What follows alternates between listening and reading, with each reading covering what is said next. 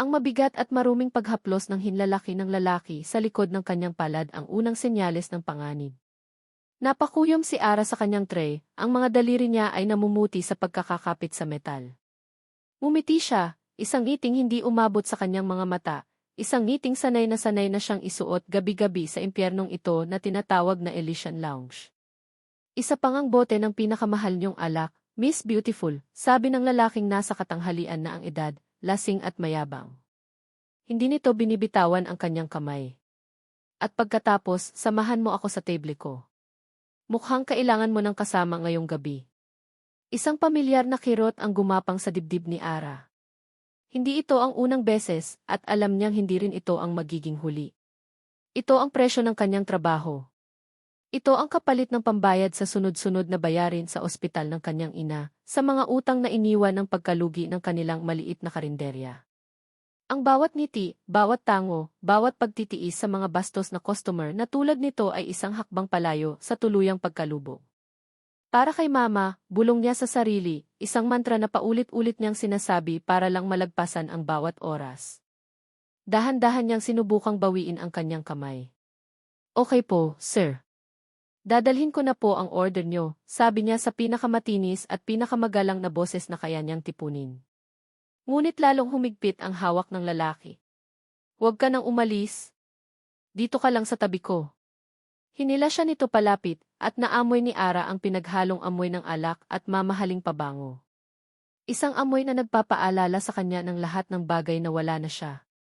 Ang dating Almira Reyes ay hindi magpapahawak ng ganito. Ang dating Almira Reyes, na may sariling negosyo at maliwanag na kinabukasan, ay tatawanan lang ang ganitong klaseng lalaki. Ngunit ang Ara na nakatayo ngayon sa harap nito ay iba. Siya si Ara, ang babaeng nakasuot ng itim na bestidang hapit sa katawan, ang babaeng ang tanging puhunan ay ang kanyang peking ngiti at walang katapusang pasensya.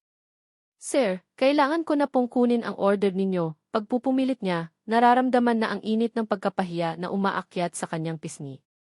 Nakikita niya sa gilid ng kanyang mata ang ibang mga staff na nag-iiwasan ng tingin, pati na ang kaibigan niyang si Belle na nag-aalala sa bar counter pero walang magawa.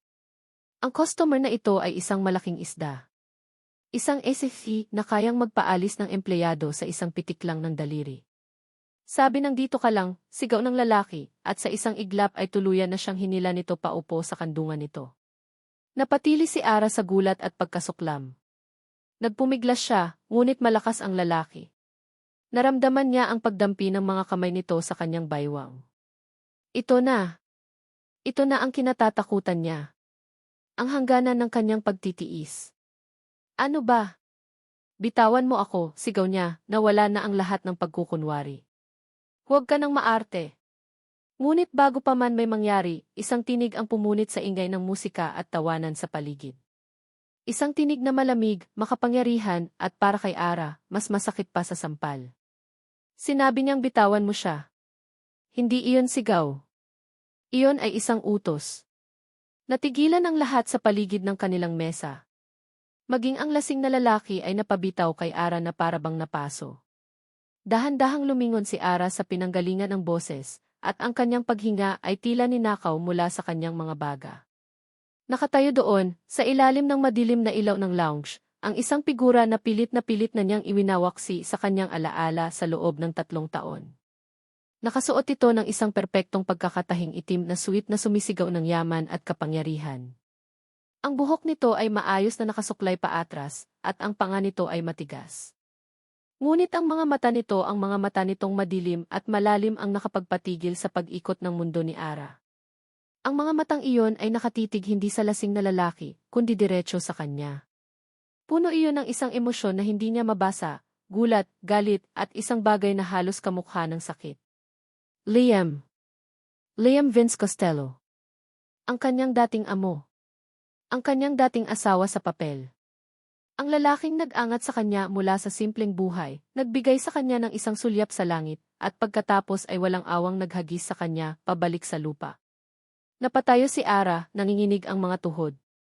Inayos niya ang kanyang gusot na uniforme, biglang nakaramdam ng matinding hiya na mas masahol pa sa takot na naramdaman niya kanina. Sa lahat ng tao, bakit siya pa? Bakit dito? Bakit ngayon? Binaling ni Liam ang tingin sa lalaking gayon ay namumutla na. May problema ba rito, Jimmy Tan? Tanong ni Liam, ang bawat salita ay may bigat. Sisio Costello. Hindi ko alam na di. Nautal na sabi ni Jimmy Tan, halatang kilala kung sino ang kaharap. Hindi pinansin ni Liam ang kanyang paliwanag. Ang mga mata nito ay bumalik kay Ara, sinusuri siya mula ulo hanggang paa. Ang tingin na iyon ay parang isang pisikal na bagay, isang mabigat na kamay na lalong nagbaon sa kanya sa kahihiyan. Nakita niya ang pagdaan ng pagkadismaya sa mukha nito. Umalis ka na, utos ni Liam kay Tan na hindi man lang inaalis ang tingin kay Ara. Mabilis pa sa 4:00 na tumalima si Tan, iniwan ang tatlong nakatayo sa gitna ng atensyon ng buong lounge. Para kay Ara, ang katahimikan sa pagitan nilang dalawa ni Liam ay mas nakakabingi kaysa sa malakas na tugtugin kanina. Pakiramdam niya ay hubad na hubad siya sa ilalim ng tingin nito. Gusto niyang magtago. Gusto niyang tumakbo. Gusto niyang maglaho na lang na parang bula. Ngunit bago pa man siya makagalaw, humakbang si Liam palapit. Sa isang mabilis na kilos, hinawakan nito ang kanyang pulsuhan. Ang pagkakahawak nito ay hindi marahas tulad ng kay Tan, ngunit mas matatag, mas hindi matitinag. Isang pagkakahawak na pamilyar, isang pagkakahawak na parehong nagbigay sa kanya ng pakiramdam ng seguridad at panganib noon. Tumingala si Ara sa kanya, ang puso niya ay dumadagundong sa kanyang dibdib. Nakita niya ang galit sa mga mata ni Liam, ngunit sa ilalim niyon, may iba pa, isang bagay na mas komplikado, isang bagay na mas malalim. Hindi niya pinansin ang mga taong nakatingin sa kanila. Ang tanging mundo niya sa mga sandaling iyon ay ang mga mata ng lalaking minsan niyang minahal at ngayon ay kinamumuhian ng buong puso. Sa labas, utos ni Liam, ang boses ay mababa at puno ng otoridad na hindi matatanggihan. Mag-usap tayo. Bumagsak ang pinto ng kanyang mamahaling sasakyan at ang tunog niyon ay tila isang malakas na sampal sa mukha ni Liam. Naiwan siyang nakatulala, nakaupo sa driver's seat, habang mabilis na naglalakad palayo si Ara sa ilalim ng mga ilaw poste ng parking lot, ang anino nito ay tila isang sugat sa kadiliman.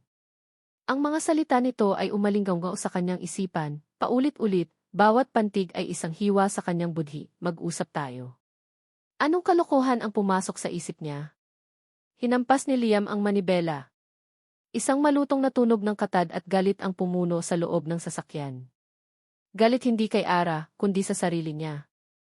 Ang imahe ni Ara kanina, ang takot sa mga mata nito habang hawak ng bastos na lalaking iyon, ang gusot na uniforme, ang peking ngiti na pilit itinatago ang pagod at kahihiyan, ay nakatatak sa kanyang utak na parang isang mainit na bakal.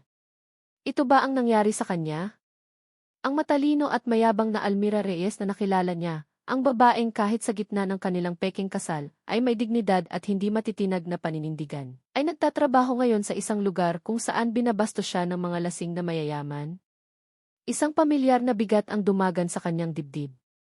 Pagkakasala. Ito ang parehong bigat na naramdaman niya 3 taon na ang nakalipas, noong araw na kailangan niyang tapusin ang kanilang kontrata. Naalala niya ang pag-uusap nila ng kanyang ama sa opisina nito. Ang mga litrato ng kanyang inang nakaratay sa ospital na nakalatag sa mesa.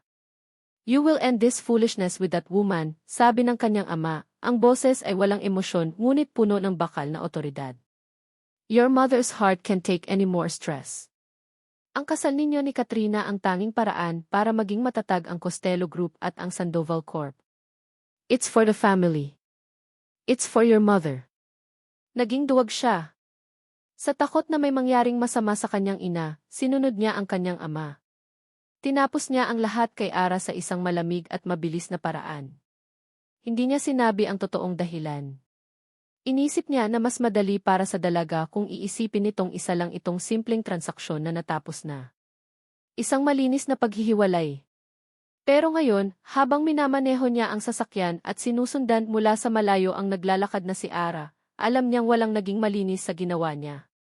Dinumihan niya ang buhay nito. Siya ang may kasalanan kung bakit ito napunta sa ganitong sitwasyon.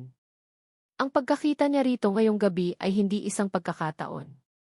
Ito ay isang paniningil ng tadhana. Kailangan niyang itama ito. Kailangan niyang ayusin ito. Pinabilis niya ang takbo ng sasakyan at huminto sa tabi ni Ara. Ibinaba niya ang bintana. Ara, sumakay ka na. Hindi siya nilingon ni Ara. Nagpatuloy lang ito sa paglalakad. Ara, please, pakiusap niya, isang bagay na bihirang-bihira niyang gawin. Let me take you home. Huminto ito sa paglalakad ngunit hindi pa rin tumitingin sa kanya. Hindi ko kailangan ng awa mo, Liam. Hindi ito awa, mabilis niyang sagot. This is. I just want to talk. Bumaba siya ng sasakyan at hinarap ito. Ang hangin ng gabi ay malamig, ngunit ang tensyon sa pagitan nila ay nag-aapoy. Sa wakas ay tumingin ito sa kanya. Ang mga mata nito ay hindi na puno ng takot, kundi ng isang matigas at malamig na galit. Talk about what? Kung paano mo ako iniligtas kanina? Huwag kang mag-alala, sanay na ako. Parte yan ng trabaho. Ang bawat salita ay parang laso na tumatago sa kanyang balat. Hindi ka dapat nagsasanay sa ganoong bagay. Hindi ka nababagay sa lugar na iyon. Isang mapait na tawa ang kumawala sa mga labi ni Ara. At saan ako nababagay, Deeth Costello? Sa tingin mo ba may pagpipilian ako? Madaling sabihin yan para sa isang taong tulad mo na kayang bilhin ang lahat. Tama ito. At iyon mismo ang gagawin niya. Ito lang ang alam niyang paraan. Pumasok siya pabalik sa sasakyan, kinuha ang kanyang checkbook mula sa glove compartment, at mabilis na nagsulat. Hindi na niya inisip ang halaga. Nagsulat lang siya ng mga numero na alam niyang sasapat para mabayaran ang lahat ng utang nito at higit pa. Muli siyang bumaba at iniabot dito ang kapirasong papel. Heto, sabi niya, ang boses ay mas matigas kaysa sa kanyang intensyon. Umalis ka na dyan, Ara. Simula bukas, hindi mo na kailangang bumalik sa lugar na iyon. Bayaran mo lahat ng kailangan mong bayaran. Magtayo ka ulit ng negosyo. Gawin mo kung anong gusto mo. Just get out of there. Sa isip niya, isa itong marangal na alok. Isang solusyon. Isang paraan para maibsan ang bigat sa kanyang dibdib. Inaasahan niyang makikita ang kahit katiting na pasasalamat sa mga mata nito. O kahit man lang kaluwagan. Ngunit ang nakita niya ay isang bagay na hindi niya inaasahan. Tinitigan ni Ara ang tseke na para bang isa itong basura. Pagkatapos ay dahan-dahan nitong itinaas ang kanyang tingin sa kanya. Ang galit sa mga mata nito kanina ay napalitan ng isang bagay na mas malalim, mas masakit, isang matinding pagkasuklam. Nanginginig ang mga kamay nito nang kunin ang tseke. Sa isang saglit, inakala ni Liam na tatanggapin ito. Ngunit pagkatapos, isang mapait, halos baliw na tawa ang kumawala mula sa lalamunan nito. At sa harap mismo ng kanyang mga mata, dahan-dahan nitong pinunit ang tseke. Hindi isang beses, kundi 2 beses, hanggang sa maging maliliit na piraso na lang ito. Natigilan si Liam. Parang binuhusan siya ng isang balding yelo. Ang lahat ng hangin ay tila ninakaw mula sa kanyang paligid. Ang pera mo, sabi ni Ara, ang boses ay nanginginig sa pinaghalong galit at sakit. Ibinato nito sa dibdib niya ang mga pinilas na papel. Isaksak mo sa baga mo, Liam. Hindi ko kailangan ng awa mo. Ang bawat salita ay isang dago. Napaurong siya, hindi dahil sa lakas ng pagkakabato, kundi dahil sa bigat ng mga salitang binitawan nito. Hindi niya maintindihan. Tinutulungan niya ito. Bakit ito nagagalit? Ara, hindi mo naiintindihan. Ako pa ang hindi nakakaintindi, putol nito sa kanya. Ang mga luha ay nagsimula ng mamuo sa gilid ng mga mata nito, mga luhang puno ng galit. 3 taon, Liam. 3 taon akong naghirap. 3 taon kong tinayo ulit ang sarili ko mula sa wala. At ngayon, darating ka na parang isang hari at iisipin mong kayang ayusin ng pera mo ang lahat. Hindi nabibili ang dignidad ko. Hindi nabibili ang pagkatao ko. Tumalikod ito at nagsimulang maglakad muli, ngunit bago tuluyang lumayo, huminto ito at lumingon sa huling pagkakataon. Ang mukha nito ay blanko, ngunit ang mga mata ay sumisigaw ng lahat ng sakit na naidulot niya. Salamat sa pagsira ulit ng gabi ko, Sir Costello. Ang paggamit nito ng key Sir Costello ay ang huling patalim na bumaon sa kanyang puso. Ito ang pader na itinayo nito sa pagitan nila, isang paalala na ang anumang ugnayan na minsan nilang pinagsaluhan, kahit pa ito'y peke, ay matagal ng patay at nakalibing. Naiwan si Liam na nakatayo sa gitna ng parking lot, ang mga piraso ng tseke ay nagkalat sa kanyang paanan, simbolo ng kanyang kabiguan. Ang lalaking kayang kontrolin ang isang buong korporasyon ay walang nagawa sa harap ng isang babaeng winasak niya ang buhay. At sa sandaling iyon, naramdaman niya ang isang klase ng kahungkagan na hindi kayang punan ng kahit gaano karaming pera.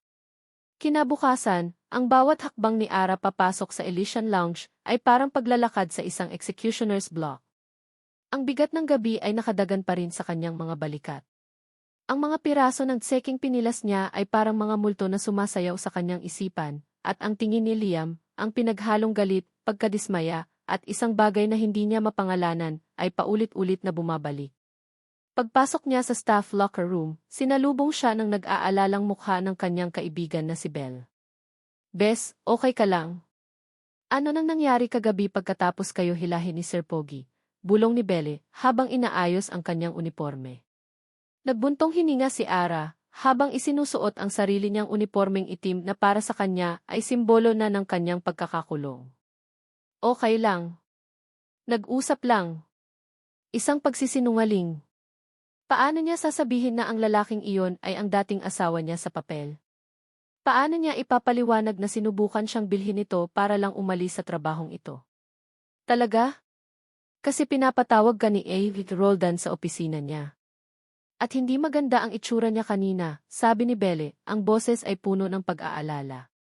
Isang malamig na takot ang gumapang sa sikmura ni Ara. Ito na nga. Ito na ang kinatatakutan niya. Ang resulta ng pagsuway niya sa isang esi. Ang resulta ng eskandalong nilikha ng muling pagpapakita ni Liam sa buhay niya. "Sige, puntahan ko na," sabi niya, sinisikap na patatagin ang kanyang boses. Para kay Mama, ulit niya sa kanyang sarili. "Kailangan ko ng trabahong ito." Kumatok siya sa pinto ng opisina ni David Roldan, ang manager ng lounge. "Come in," sagot ng isang matigas na boses. Pagpasok ni Ara, nakita niya ang kanyang manager na nakaupo sa likod ng malaking mesa nito, ang mukha ay kasing itim ng kapeng iniinom. Nakatayo lang si Ara sa harap ng mesa, ang mga kamay ay magkadaop sa kanyang likuran para itago ang panginginig. "Reyes," simula ni David Roldan, hindi man lang nag-abalang tumingin sa kanya. "May reklamo tayo mula kay Tan. Isang napaka-importante at matagal ng customer ng lounge na ito.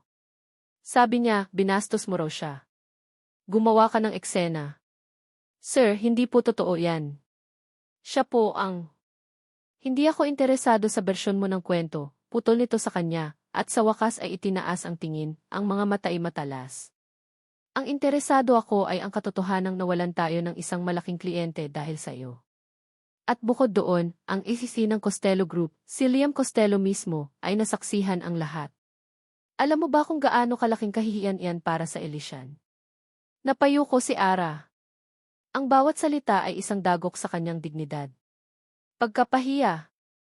Iyon ang nararamdaman niya, isang alon ng hiya na nagpapainit sa kanyang mga pisngi at tainga.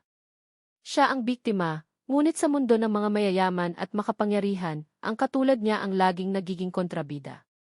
"I'm sorry, sir," iyon na lang ang nasabi niya, ang boses ay halos pabulong. "Sorry," sarkastikong sabi ni David Roldan. "Ang sorry mo ba ang magbabalik sa kliyente natin? Ang sorry mo ba ang magbabayad sa posibleng pagkasira ng reputasyon natin? Reyes, I like you. Masipag ka. Pero hindi ko pwedeng isakripisyo ang buong negosyo para sa isang empleyado. Tumayo ito. I'm sorry. Kailangan kong gawin ito. You're fired." Parang isang bombang sumabog sa tainga ni Ara ang mga salitang iyon. Nanlamig ang buo niyang katawan. Hindi. Hindi pwede. Ang bayarin sa ospital. Ang renta sa bahay.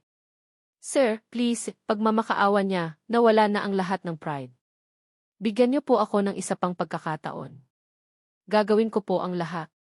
Please, kailangan ko po ng trabaho." Umiling si David Roldan. "Wala na akong magagawa." Ang desisyon ay... Biglang bumukas ang pinto ng opisina nang walang katok-katok. Pareho silang napalingon ni David Roldan sa taong pumasok. At muli, parang huminto ang paghinga ni Ara. Nakatayo doon si Liam Costello, mas mukha pang makapangyarihan sa ilalim ng maliwanag na ilaw ng opisina, kaysa sa dilim ng lounge. Ang kanyang presensya ay agad na pumuno sa maliit na kwarto. Elvit Roldan, sabi ni Liam, ang boses ay kalmado ngunit may bigat na hindi maipagkakaila. Narinig ko ang pinag-uusapan ninyo. At sa tingin ko may hindi pagkakaunawaan. Gulat na napatingin si Elvit Roldan kay Liam. Sis Costello. Ano pong ginagawa niyo rito? Narito ako para ayusin ang gulong kagabi, sabi ni Liam, ang tingin ay panandali ang dumaan kay Ara bago bumalik sa manager. Magkano ang nawala sa inyo dahil sa pag-alis ni Emmy Tan? Doblehin ko ang bayad. At kung kulang pa yon, sabihin mo sa akin kung magkano ang shares niya sa lounge na ito. Bibilhin ko. Natulala si Ingrid Roldan. Maging si Ara ay hindi makapaniwala sa kanyang narinig. Narito na naman siya. Si Liam at ang kanyang walang katapusang pera. Inaayos ang problema na para bang isa lang itong negosasyon at si Ara ay isang kalakal na kailangang bayaran ang pinsalang nagawa. Ang kahihiyan niya ay lalong lumalim na ngayon ay nababahiran na ng namumuong galit. Ngunit bago pa man may makapagsalita, isang anino ang lumitaw sa likuran ni Liam. Isang babaeng nakasuot ng isang eleganteng puting bestida, ang buhok ay perpektong nakaayos, ang mga alahas ay kumikinang. Dahan-dahan itong lumapit at ipinulupot ang kanyang braso sa braso ni Liam na para bang pag-aari niya ito. Katrina Sandoval. Ang babaeng dahilan kung bakit kinailangan nilang magpanggap na mag-asawa noon. Ang anino ng nakaraan na bumalik para multuhin siya. Ngumiti si Katrina, isang ngiting matamis ngunit ang mga mata ay puno ng yelo. Ang tingin nito ay dumaan kay Emmy Roldan at pagkatapos ay tumuon kay Ara. Sinusuri siya mula ulo hanggang paa na maihalong pandidiri. Liam, darling, sabi nito sa isang boses na parang pulot pukyutan na mailason. Is this the charity case you were talking about?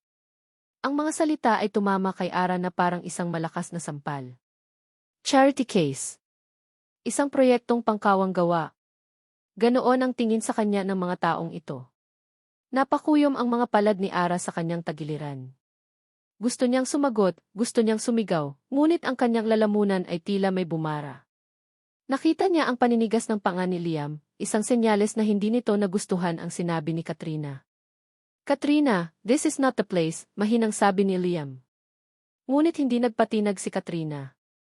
Binitawan nito ang braso ni Liam at dahan-dahang humakbang palapit kay Ara. Ang mga takong ng sapatos nito ay tumutunog sa sahig na parang isang death march. Huminto ito sa mismong harap niya, napakalapit na kaya niyang amuyin ang mamahaling pabango nito. Alam mo, Misty. Tiningnan siya ni Katrina mula ulo hanggang paa, kung sino ka man. May mga lugar para sa mga taong tulad mo. At may mga lugar na hindi. Bumaling ito kay Liam na nakatingin na sa kanila, ang mukha ay hindi maipinta. Let's go, Liam. Hayaan na natin si Edward Roldan na gawin ang trabaho niya. Hinila ni Katrina si Liam palabas ng pinto. Ngunit bago ito tuluyang makalabas, huminto ito at muling lumingon kay Ara. Walang nakakakita sa kanila. Si Liam ay kausap na si Edward Roldan sa may pinto. Sa isang mabilis na iglap, lumapit muli si Katrina. Gumalaw ang mga labi nitong pula, at isang bulong na puno ng kamandag ang tumusok sa tainga ni Ara, para lang sa kanya. Kung saan ka nararapat? Sa basura. At pagkatapos ay tumalikod na ito at lumabas, iniwan si Ara na nakatayo, nanginginig, at pakiramdam ay mas marumi pa kaysa sa basurang tinutukoy nito. Ang pagsara ng pinto ng kanyang kotse ay kasabay ng pagsara ng pasensya ni Liam. Sa loob ng sasakyan, ang katahimikan ay mabigat at puno ng hindi sinasabing mga salita. Tumingin siya sa kalsada sa unahan, ngunit ang nakikita niya ay ang imahe ni Ara, ang mga mata nitong puno ng sakit at pagkapahiya. Ang paraan ng pagkakayukom ng mga kamao nito sa tagiliran na para bang pinipigilan ang sariling gumuho sa harap nilang lahat. At sa tabi niya, si Katrina. Ang pinagmulan ng lahat ng ito. Well, that was necessary, basag ni Katrina sa katahimikan, ang boses ay puno ng kasiyahan sa sarili. Inayos nito ang kanyang mamahaling bestida. Someone had to put her in her place. Imagine, ye girl like that, causing trouble for a man like you. Isang malamig na puot ang gumapang sa mga ugat ni Liam. Hinigpitan niya ang hawak sa manibela. Necessary. Ang ipahiya siya sa harap ng boss niya. Ang tawagin siyang charity case. Oh, come on, Liam. Let's be real. That's what she is, sagot ni Katrina, na para bang iyon ang pinakalohikal na bagay sa mundo. She's a nobody. And she needed to be reminded of that. Lalo na ngayong bumalik ka na sa buhay niya. We can't have her getting any ideas. Doon na napuno si Liam. Bigla niyang itinigil ang sasakyan sa gilid ng daan. Ang biglaang paghinto ay nagpatalsik ng bahagya kay Katrina sa kanyang upuan. What the? Humarap si Liam sa kanya, ang mga mata ay nag-aapoy sa galit na matagal na niyang kinikimkim. Ang kalmadong sihi ay nawala, napalitan ng isang lalaking nasa bingit ng kanyang pasensya. Huwag. Na. Huwag. Mo. Siyang. Lalapitan. Ulit. Ang bawat salita ay mabagal, mabigat at puno ng pagbabanta. Naiintindihan mo ba ako, Katrina? Stay away from her. Kung mayroon kang problema sa kanya, sa akin mo sabihin. Pero hindi mo na siya gagambalain pa. Natigilan si Katrina, ang mga mata ay nanlalaki sa gulat. Hindi ito sanay na sinasagot ng ganito ni Liam. Why are you so defensive of her? Ano ba iyon sa'yo? Is past mistake. Isang fling. Kung ano man siya sa akin ay wala ka nang pakialam doon, matigas na sagot ni Liam. Ang isipin mo ay ang babala ko sa'yo. Isang mapanganib na kislap ang dumaan sa mga mata ni Katrina. Ang pagkabigla nito ay napalitan ng galit. Huwag mong kalimutan, Liam, na may kasunduan ang mga pamilya natin. Ang kasal natin ang magpapatibay sa ating mga kumpanya. Huwag mong hayaang sirain ng isang basahan ang lahat ng pinaghirapan ng mga magulang natin. Baka ikaw ang sumisira sa lahat, malamig na tugon ni Liam. Pinaandar niya muli ang kotse, ang pag-uusap ay tapos na para sa kanya. Ang biyahe papunta sa penthouse ni Katrina ay puno ng nakabibinging katahimikan. Pagkahatid niya rito, hindi na siya nagpaalam. Mabilis niyang pinatakbo ang sasakyan palayo, gusto niyang makalayo sa laso na dala nito. Ngunit habang nagmamaneho siya mag-isa, isang bagong ideya ang nagsimulang mabuo sa kanyang isipan. Isang hinala. Ang galit ni Katrina kay Ara ay hindi lang simpleng selos. Masyadong personal. Masyadong malalim. At ang timing ang bigla ang pagkalugi ng negosyo ng pamilya Reyes 3 taon na ang nakalipas. Hindi kaya? Impossible. Masyadong malayo. Ngunit ang paraan ng pagtingin ni Katrina kay Ara kanina, puno ng tagumpay at paghamak, ay nagsasabing kaya nitong gawin ang lahat. Pagdating niya sa kanyang opisina sa Costello Tower, ang unang ginawa niya ay tawagan ang kanyang pinagkakatiwalaang executive assistant, si Marco. Marco, sabi niya pagkasagot nito ng tawag. Yes, Sir Liam. May ipapaimbestiga ako sa'yo. At gusto kong maging sobrang maingat ka dito. Walang dapat makaalam. Kahit ang legal department. Kahit ang ama ko. Tayo lang dalawa. Masusunod po, sir. Ano po iyon? Huminga ng malalim si Liam. Imbestigahan mo ang pagkalugi ng Reyes Eatery. 3 taon na ang nakalipas. Gusto kong malaman ang lahat. Sino ang mga investors na biglang umatras? Sino ang mga suppliers na biglang tumigil mag-deliver? Lahat ng koneksyon, gaano man kaliit. I-trace mo ang pera. Gusto kong malaman kung sino talaga ang nasa likod ng pagbagsak nila. Discreetly, Marco. Understood. Understood, sir. I'll get on it right away. Pagkababa niya ng telepono, napasandal siya sa kanyang upuan at napapikit. Sa dilim ng kanyang isipan, isang alaala ang biglang lumitaw. Ilang buwan pa lang silang pikasal noon. Isang gabi, umuwi siya sa penthouse na pagod galing sa isang mahabang board meeting. Ang inaasahan niyang tahimik at madilim na bahay ay napalitan ng isang masarap na amoy ng nilulutong sinigang. Nakita niya si Ara sa kanyang state-of-the-art na kusina, nakasuot ng simpleng t-shirt at shorts, nakatali ang buhok, at seryosong-seryosong naghihiwa ng mga gulay. Anong ginagawa mo? Tanong niya noon. Napalingon ito sa kanya, nagulat. Nagluluto. Ano pa ba? Nakita ko sa ref mo puro steak at itlog lang ang laman. Hindi ka ba kumakain ng totoong pagkain? Napangiti siya noon. Sa unang pagkakataon sa loob ng maraming buwan, isang totoong ngiti. Ethan V. Cook handles that. Tinaasan siya nito ng kilay. Ang cook mo na hindi marunong magluto ng sinigang. Maupo ka na dyan at titikman mo ang luto ko. At huwag kang aangal kung maasim. Ang gabing iyon, kumain sila sa maliit na breakfast nook, hindi sa malaking dining table. Nagkwentuhan sila tungkol sa mga simpleng bagay. Natawa siya sa mga kwento nito tungkol sa kanilang karinderya. Sa mga sandaling iyon, nakalimutan niyang peke ang lahat. Sa mga sandaling iyon, naramdaman niyang umuwi siya sa isang tahanan. Ang alaalang iyon ang nagpatindi sa kanyang determinasyon. Ang babaeng iyon, na puno ng buhay at pangarap, ay hindi nararapat sa nangyayari sa kanya ngayon. Kung may kinalaman si Katrina dito, malalaman niya. At mananagot ito. Magdidilim na nang tumunog ang kanyang cellphone. Isang text message mula kay Marco. Binuksan niya ito, ang puso niya ay bahagyang kumakabog. Ang mensahe ay maikli lang, ngunit sapat na para manlamig ang buo niyang katawan at kumpirmahin ang kanyang pinakamasamang hinala. Sir, nakuha ko na po ang preliminary findings. One of the primary investors who pulled out from Reyes Eatery at the last minute may connection po sa Sandoval Corp. Napatingin si Liam sa bintana ng kanyang opisina, sa mga ilaw ng syudad na nagsisimula ng sumindi. Hindi ito isang laro ng selos. Ito ay isang digmaan. At si Ara ay nasagasaan sa gitna nito nang hindi niya nalalaman. Napzasisn P. Katrina, he whispered into the empty office, his voice laced with cold fury. You have no idea what you've just started. Ang mga salita ni Katrina ay parang laso na nanatili sa kanyang sistema, malamig at nakamamatay. Iniwan siya nitong nakatayo sa opisina ni Ailey Roldan na ngayon ay hindi na makatingin ng diretso sa kanya. Sa huli, hindi siya sinisante. Ang kapangyarihan ng pangalang Costello ay mas malakas kaysa sa galit ng isang AE o sa kahihiyan ng isang manager. Ngunit hindi iyon tagumpay. Iyon ay isang mas malalim na uri ng pagkatalo. Hindi na siya si Ara Reyes, ang empleyado.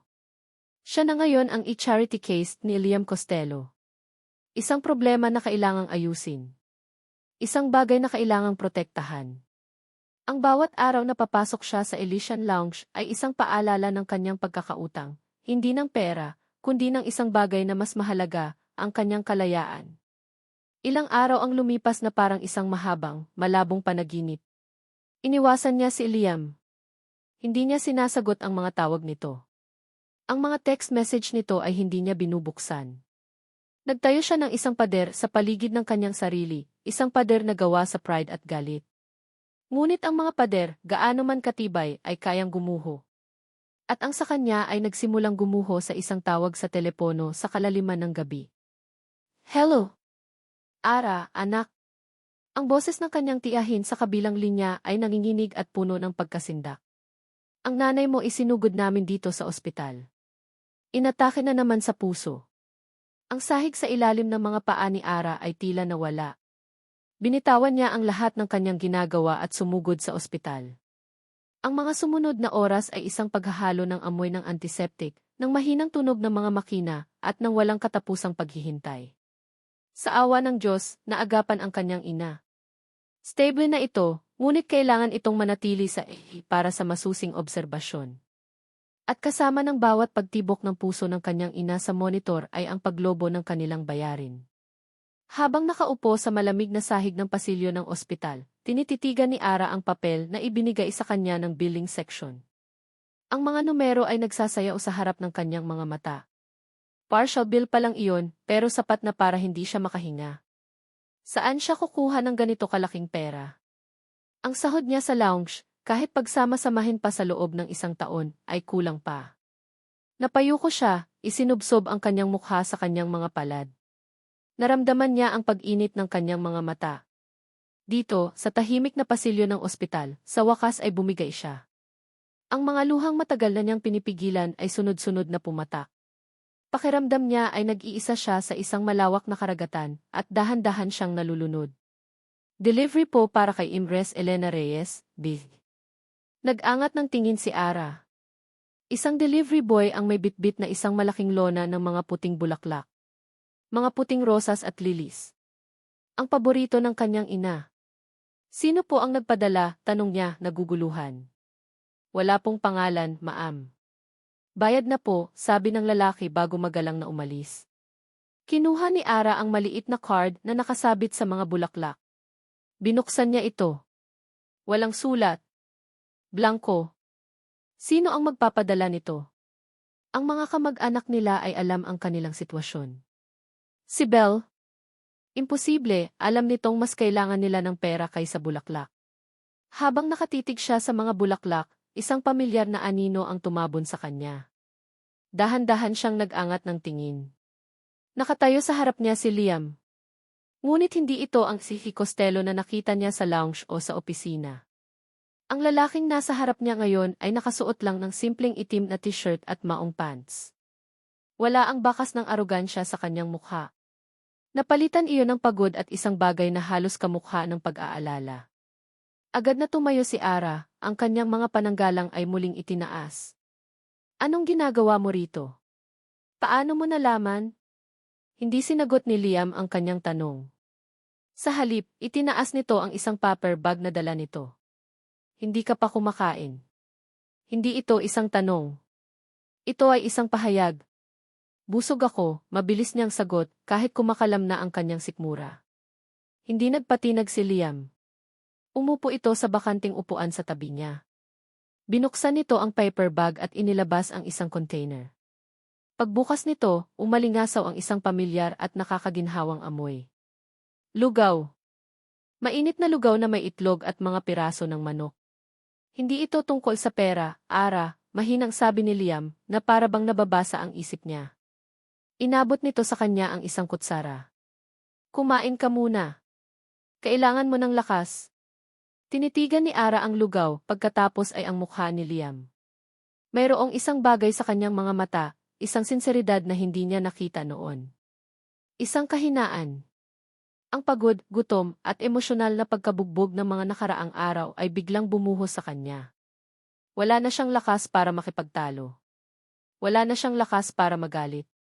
Tahimik niyang kinuha ang container at nagsimulang kumain. Ang init ng lugaw ay kumalat sa kanyang katawan, isang simpleng kaginhawaan na matagal na niyang hindi nararamdaman. Hindi sila nagsasalita.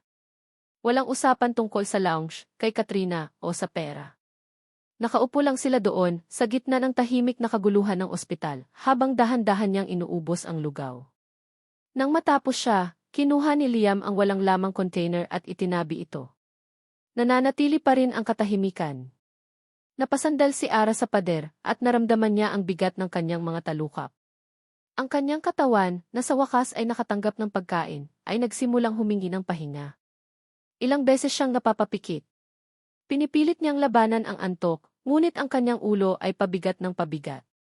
Sa huli, hindi na niya nakayanan. Dahan-dahan, bumagsak ang kanyang ulo sa balikat ng katabi niya. Sa balikat ni Liam. Sa isang iglap, nagising ang kanyang diwa. Aalisin na sana niya ang kanyang ulo, ngunit may isang bagay na pumigil sa kanya. Ang init. Ang katatagan. Ang pakiramdam na sa isang saglit, mayroon siyang nasasandalan. Sa isang saglit na kahinaan, hinayaan niya ang sarili niya na manatili doon. Ipinikit niya ang kanyang mga mata at hinayaan ang sarili na makatulog. Hindi niya alam kung gaano siya katagal nakatulog. Nagising siya sa mahinang boses ni Belle. Bess? Idinilat niya ang kanyang mga mata. Nakasandal pa rin siya kay Liam na hindi gumagalaw sa kanyang tabi. At nakita niya si Belle na nakatayo sa di kalayuan, may dalang supot ng pagkain. Ang mga mata ay nanlalaki sa gulat at pagkalito habang nakatingin sa kanilang dalawa. Dali-dali siyang umayos ng upo, ang init ng hiya ay muling umakyat sa kanyang pisngi.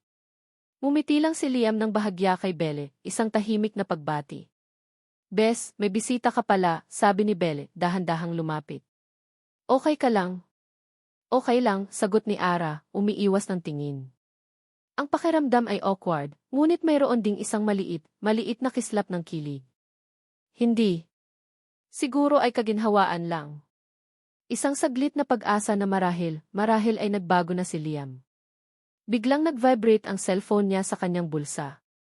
Kinuha niya ito, iniisip na baka isa na namang text mula kay Liam na nasa tabi lang niya. Ngunit ang numero ay hindi rehistrado. Binuksan niya ang mensahe. Ito ay isang litrato. Ang hininga niya ay biglang nanikip sa kanyang lalamunan. Ang munting init na naramdaman niya kanina ay biglang naglaho, napalitan ng isang nanunuot na lamig. Sa litrato, nakaupo si Liam sa isang eleganteng hapagkainan. Sa tabi niya, si Katrina Sandoval, nakangiti ng matamis habang isinasabit ang braso sa kanya. At kasama nila sa lamesa ang kani-kanilang mga magulang, ang ama ni Liam at ang ama't ina ni Katrina.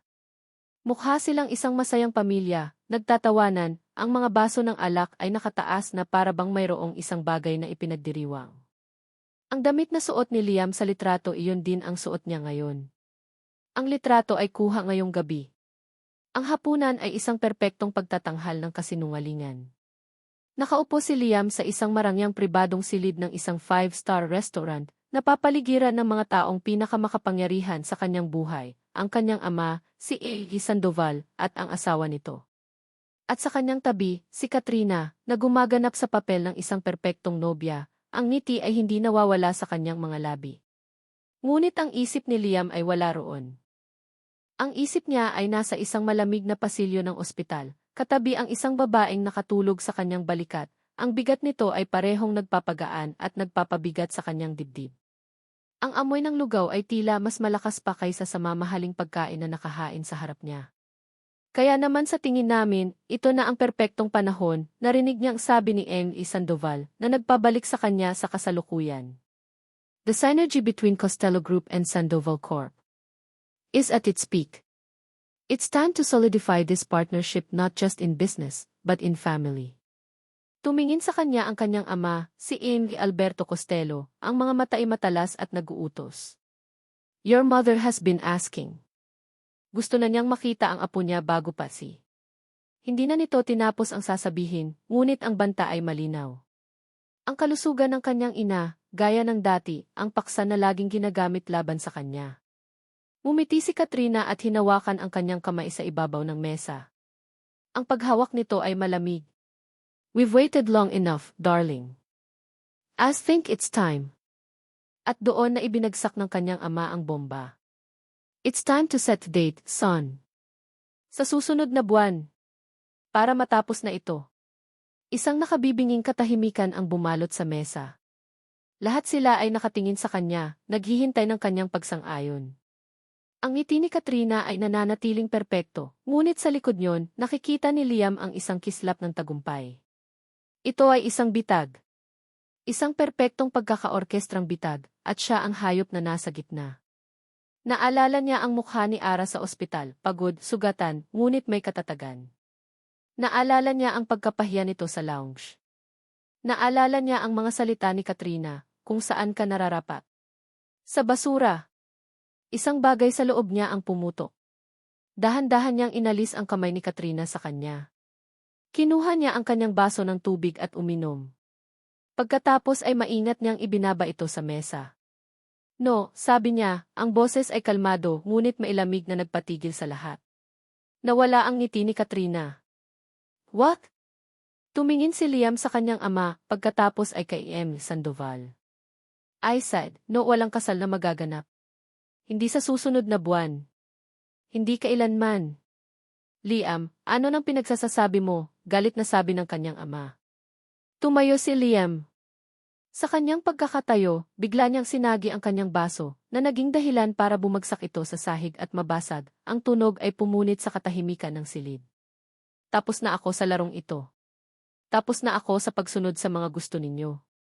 Tumingin siya kay Katrina, ang mga mata ay walang emosyon. And as for you, we are done. Hindi na niya hinintay ang kanilang mga sagot. Tumalikod siya at naglakad palabas, iniwan ang gulat at galit na mga mukha, ang basag na salamin sa sahig, at ang mga guho ng isang kasunduan na hindi niya kailanman ginusto. Pagpasok niya sa kanyang kotse, ang galit ay nagsimulang mapalitan ng isang kakaibang pakiramdam ng kalayaan. Ngunit hindi pa tapos ang gabi. Habang pauwi, nag-vibrate ang kanyang cellphone. Isang email mula kay Marco. Ang subject, Your Eyes Delivery, F.E. Reyes Eatery. Ipinark niya ang sasakyan sa isang madilim na bahagi ng kalsada. Dahan-dahan niyang binuksan ang email. Mayroong isang attachment, isang audio file na may pangalang Katrina, F.E. 3. Isinaksak niya ang kanyang earphones, ang puso niya ay dumadagundong. Pinindot niya ang play. Isang mahinang static at pagkatapos ang boses ni Katrina. Malamig, malinaw at walang bahid ng pagsisisi. Hindi sapat na sinira natin ang mga suppliers niya. Gusto kong mawalan siya ng lahat, sabi ng boses ni Katrina sa recording na halatang kausap ang isang tauhan. Ma'am, bagsak na po ang karinderya. Nag-pull out na po ang huling investor, sagot ng isang lalaking boses. Nagkaroon ng isang maikling katahimikan. At pagkatapos ay sinabi ni Katrina ang mga salitang magpapabago sa lahat. Ang mga salitang nagpalamig sa dugo ni Liam at nagpamanhid sa kanyang buong katawan. Good. I want her to have nothing. I want her crawling. Gusto kong maranasan niya ang tumayo sa gitna ng basura kung saan siya nararapat. Para sa susunod na magkita sila ni Liam, makikita niya kung gaano sila hindi bagay. Tandaan mo, walang dapat mag-iwan ng bakas na konektado sa akin. Napatitig si Liam sa kawalan, ang mga salita ay umuukit sa kanyang utak. Ang paghinga niya ay mababaw. Hindi lang pala niya iniwan si Ara sa ere. Iniwan niya pala ito sa gitna ng isang digmaan na hindi nito alam na nilalabanan. Si Katrina siya ang may gawa ng lahat. Siya ang sumira sa pamilya ni Ara. Siya ang nagtulak dito sa Elysian Lounge. Siya ang naglagay dito sa impyernong kinasasadlakan nito ngayon. Isang matinding galit, mas malala pa sa naramdaman niya kanina, ang bumalot sa kanya. Kasabay niyon ay isang nakakaparalisang pagkakasala. Ang lahat ng paghihirap ni Ara kasalanan niya. Kung hindi lang niya ito ginamit para takasan si Katrina, hindi sana ito magiging target. Agad niyang idinyal ang numero ni Ara. Kailangan niyang sabihin dito. Kailangan nitong malaman ang katotohanan. Kailangan niyang humingi ng tawad. Nagring ito. 1, 2, 3, 4. Hindi nito sinasagot. Bakit hindi mo sagutin, Ara? Please. Tumawag siya ulit. Diretso na sa voicemail. Isang masamang pangitain ang gumapang sa kanya. Hindi siya pwedeng maghintay. Kailangan niya itong makita. Kailangan niyang masigurong ligtas ito. Mabilis niyang pinaandar ang kotse, ang mga gulong ay umeskrima sa semento, patungo sa luma at maliit na apartment ni Ara. Ang tanging address na alam niya, ang address na nakasulat sa kanilang peking marriage contract noon. Nang marating niya ang lugar, ipinarada niya ang sasakyan sa kabilang kalye, sa ilalim ng isang puno. Patay ang mga ilaw ng kanyang kotse. Nakita niya ang bintana ng apartment ni Ara. May ilaw. Nandoon siya. Nakahinga siya ng bahagya. Ngunit ang kaginhawaan ay agad na naglaho. Bumukas ang pinto ng apartment ni Ara. Lumabas ito at kasunod niya ay isang lalaking hindi pamilyar kay Liam. Mukhang mas matanda ito, nakasuot ng barong na medyo luma na. Mukha silang seryosong nag-uusap sa mailabas ng pinto. Nakikita ni Liam ang pagkabalisa sa mukha ni Ara kahit mula sa malayo. Pagkatapos ng ilang sandali, may kinuha ang lalaki mula sa briefcase nito. Isang makapal na brown envelope. Iniabot nito iyon kay Ara. Mula sa kinatatayuan ni Liam, sa dilim ng gabi, ang eksena ay mukhang kahina-hinala. Isang hindi kilalang lalaki. Isang lihim na pag-uusap. Isang makapal na sobrang nagpalit ng kamay. Ang isip niyang naguguluhan na ay nagsimulang mag-isip ng kung ano-ano. Problema na naman ba ito? Sangkot ba si Ara sa isang bagay na hindi niya alam para lang makabayad sa mga utang? Kinuha ni Ara ang sobre, napayuko, at pagkatapos ay pumasok pabalik sa kanyang apartment, isinara ang pinto. Ang lalaki ay naglakad palayo sa kabilang direksyon. Naiwan si Liam sa kanyang sasakyan, nakatingin sa saradong pinto ng apartment. Ang katotohanan tungkol kay Katrina ay nasa kanyang mga kamay, ngunit isang bagong misteryo ang biglang sumulpot sa kanyang harapan. Ang plano niyang sabihin ang lahat kay Ara ay biglang naguluhan. Paano niya sisimulan ang pag-uusap na ito ngayon? Isinara ni Ara ang pinto ng kanyang apartment at sumandal dito. Ang sobrang iniabot ng kanilang dating abogado ay nanginginig sa kanyang mga kamay. Hindi pera ang laman yon. Mas masahol pa. Ang laman yon ay mga legal na dokumento, puno ng mga salitang hindi niya lubos na maintindihan, ngunit ang kahulugan ay malinaw na parang isang sampal sa mukha. Notice of foreclosure. Babinawiin na ng bangko ang bahay nila. Ang bahay na kinalakihan niya. Ang nag-iisang natitirang alaala ng kanyang ama. Napaupo siya sa sahig, ang mga binti ay biglang nanghina. Ang larawan ni Liam at Katrina na masayang nagdiriwang ay muling sumilay sa kanyang isipan, kasabay ng mga numerong nakasulat sa papeles ng bangko. Sila, nagtatawanan sa isang mamahaling restaurant. Siya, nasa sahig ng kanyang maliit na apartment, hawak ang katibayan ng kanilang tuluyang pagbagsak. Isang mapait na tawa ang kumawala sa kanyang lalamunan. Ang lugaw. Ang mga bulaklak. Ang pagtulog niya sa balikat nito. Lahat ng iyon ay isang dula. Isang palabas para maibsan ang konsensya ng isang bilyonaryo habang pinaplano nito ang kanyang perpektong buhay kasama ang babaeng sumira sa kanila. Hayop ka, Liam, bulong niya sa kawalan. Hayop kayong lahat. Ang desperasyon ay isang kakaibang bagay. Kaya ka nitong paralisahin. Ngunit kaya ka rin itong bigyan ng isang klase ng tapang na hindi mo alam na mayroon ka. Ang tapang na nagmumula sa pagkaalam na wala ka nang maaaring mawala pa. Pinunasan niya ang kanyang mga luha. Tumayo siya. Inayos niya ang kanyang sarili. Kailangan niyang pumasok sa trabaho. Hindi dahil gusto niya, kundi dahil kailangan niya. Bawat sentimo ay mahalaga. Ang pride ay isang luho na hindi na niya kayang bayaran. Ang hangin sa Elysian Lounge ay mas malamig kaysa dati. Ang mga tingin ng kanyang mga katrabaho ay puno ng awa at pag-iwas. Siya ang babaeng pinagalitan ng manager, ngunit hindi natanggal dahil sa interbensyon ng isang makapangyarihang lalaki. Siya ang walking controversy. Bes, sigurado ka bang okay ka lang pumasok? Salubong sa kanya ni Belle, ang mga mata ay puno ng pag-aalala. Kailangan, Bes, simpleng sagot ni Ara, habang isinusuot ang kanyang uniforme na ngayon ay parang isang kasuotan ng bilanggo. Sinubukan niyang magtrabaho na parang walang nangyari.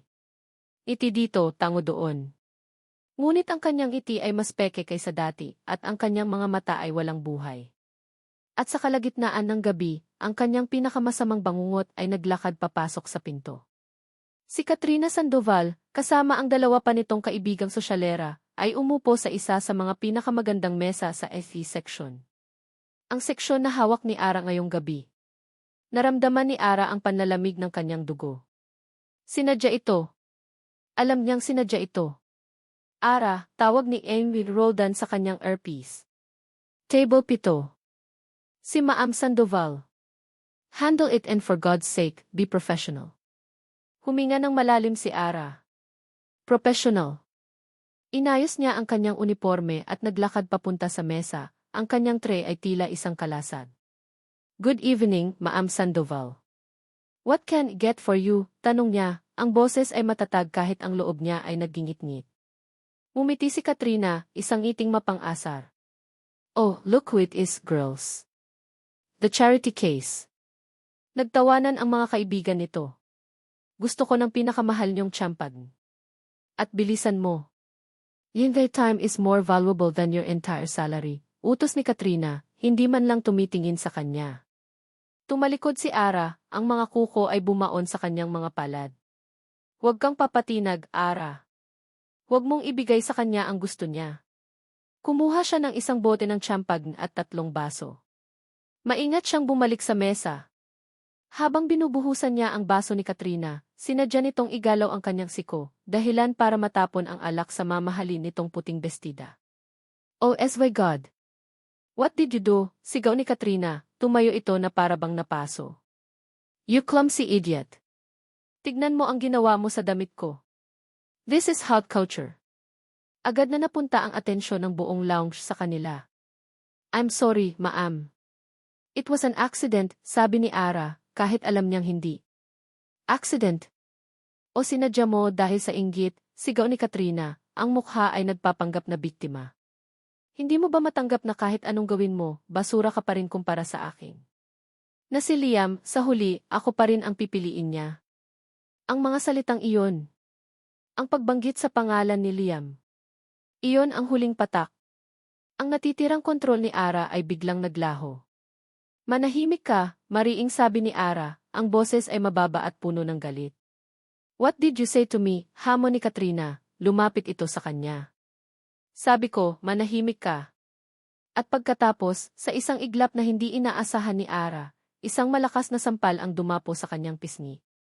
Ang lakas ng sampal ay nagpatagilid sa kanyang ulo. Ngunit hindi si Ara ang sumigaw. Aray! Tinulak niya ako. She attacked me, umarteng sigaw ni Katrina. Hinawakan ang braso nito na para bang nasaktan, kahit wala namang gumalaw dito. Ang mga security guard ay mabilis na lumapit. Sinubukan nilang hawakan si Ara. Hindi ko siya sinaktan. Siya ang nanampal, sigaw ni Ara, nagpupumiglas. Ngunit sa mata ng lahat, siya ang mukhang nananakit, isang nagwawalang empleyado. Hinawakan niya ang braso ni Katrina. Sabihin mo ang totoo. Help!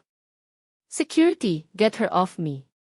At sa gitna ng kaguluhang iyon, sa gitna ng mga sigawan at mga bulungan, isang pamilyar na boses ang pumutol sa lahat. Anong nangyayari dito?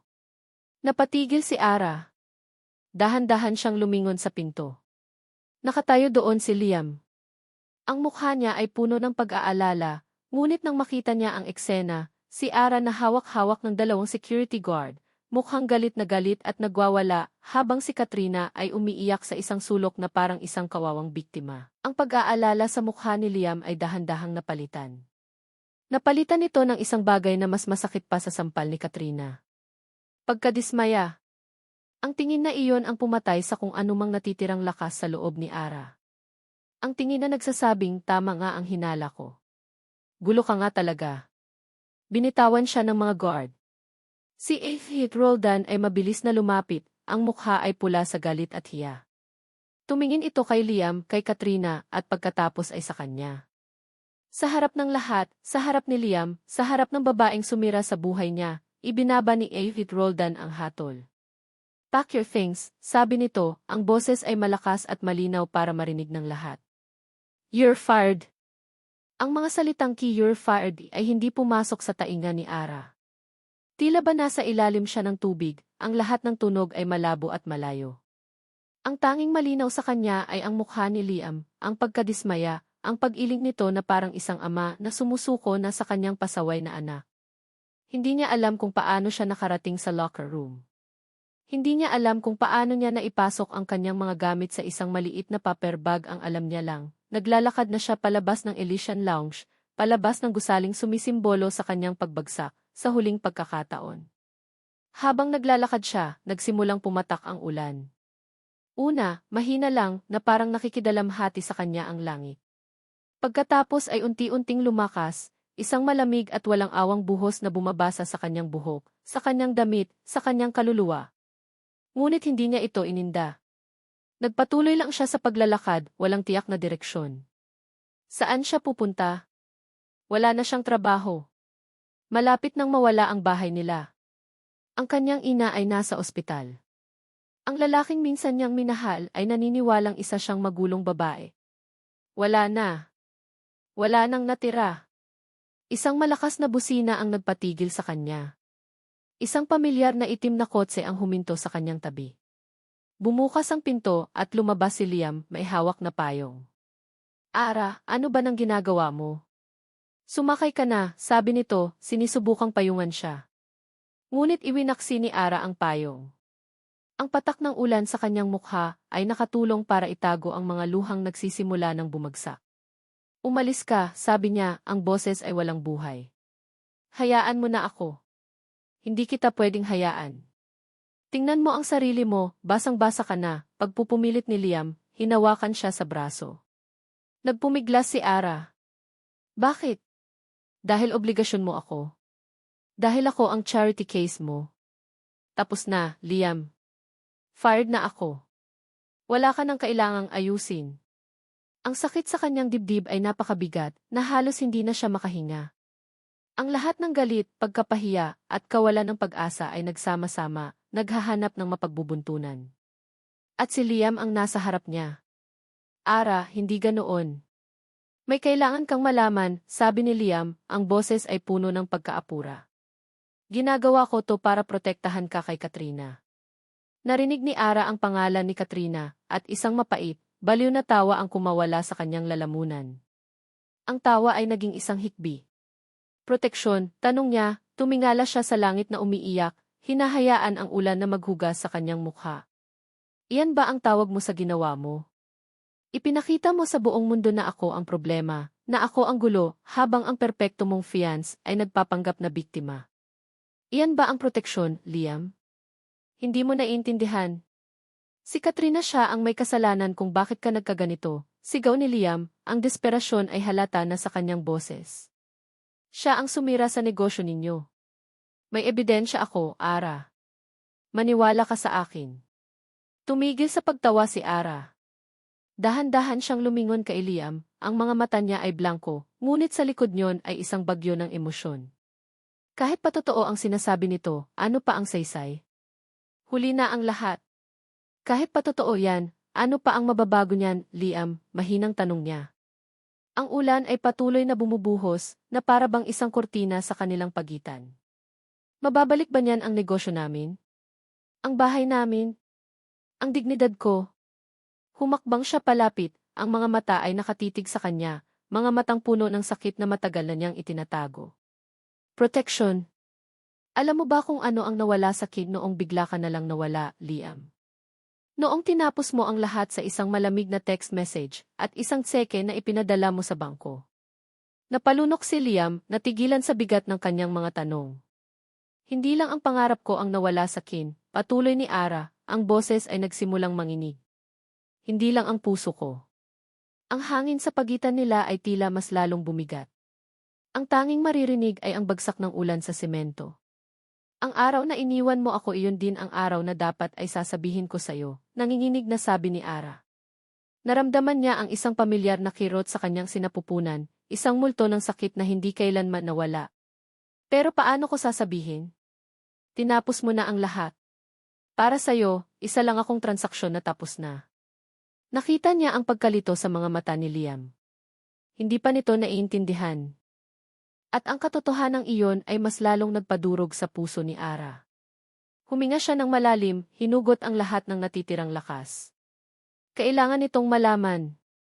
Kailangan niyang iparamdam dito ang kahit katiting na sakit na naramdaman niya sa loob ng 3 taon. Nawala rin ang anak natin. Ang mga salita ay binitawan niya, at sa isang iglap, tila huminto ang pagbuhos ng ulan, huminto ang pag-ikot ng mundo. Tumingin si Ara diretso sa mga mata ni Liam, ang mga luha niya ay humahalo na sa ulan.